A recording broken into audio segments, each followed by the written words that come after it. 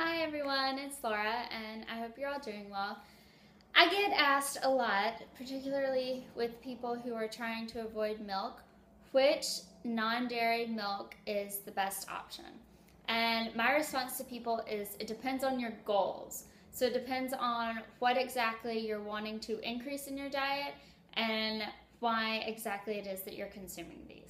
So what I did is I did a little bit of a product review and I went through several of the popular non-dairy milks and determined what it is about it that's good and what it is about it that is not necessarily bad, but kind of a con of it. So the ones that I compared are soy milk, almond milk, coconut milk, rice milk, and hemp milk. And all of these are based on 1 cup. And I just did generic brands. So as always, make sure to read the labels, because just because this is what I found doesn't mean that this is in the actual non-dairy milks that you get. So make sure to read the labels. So the first one I'm going to discuss is soy milk. So the biggest thing about soy milk is it's highest in protein. So if you're someone who feels like you're not getting enough protein or you'd like to have more protein, then soy milk would be your best option.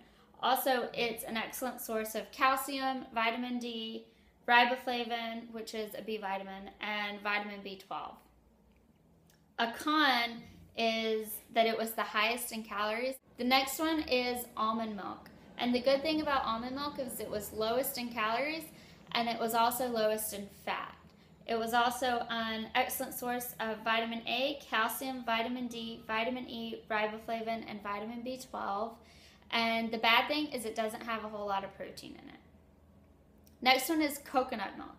So the good thing about coconut milk is that it doesn't have a whole lot of calories in it. It is an excellent source of calcium, vitamin D, and vitamin B12. However, the con is it was highest in saturated fat, which again is the bad fat. Next is rice milk. And the good thing about rice milk, it was an excellent source of calcium, vitamin D, and vitamin B12. The bad thing is it was high in calories and high in sugar as well. Okay, last but not least, hemp milk.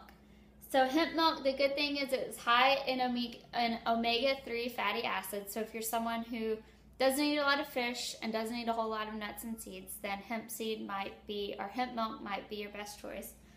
It was an excellent source of calcium, vitamin D, and vitamin B12, and similar to the almond milk, it was low in protein. For the most part, most of these non-dairy alternatives had low sugar, low calorie, unsweetened versions, so when possible, make sure to stick to the unsweetened version. I know there are certain soy milks that are super loaded in sugar, so make sure to read your labels and make sure that you know what you're putting into your body. And if you're someone who is looking to increase your vitamin D, calcium, vitamin B12, whatever vitamins it is that you're trying to increase, make sure that you read the label and that the products contain that.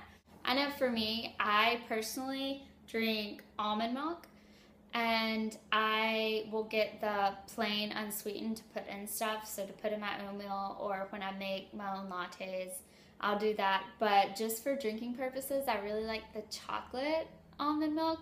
And I know for me, I really like the flavor of the chocolate almond breeze, but it doesn't have vitamin B12, and that's something that I'm looking for in my non-dairy milks. And so a lot of times I'll just buy the silk version of the almond milk. It's called like dark chocolate or something, just because it has the B12. So that just goes to show, whatever you're looking for, look and read the label of the product, and that'll really help you out. I hope these tips helped you out. If you have any questions about non-dairy milks, feel free to ask me. I'm here for y'all. Check out my website, check out the rest of my videos. Feel free to subscribe. And I hope y'all all have a great week, and I'll be seeing you in my next video. Bye.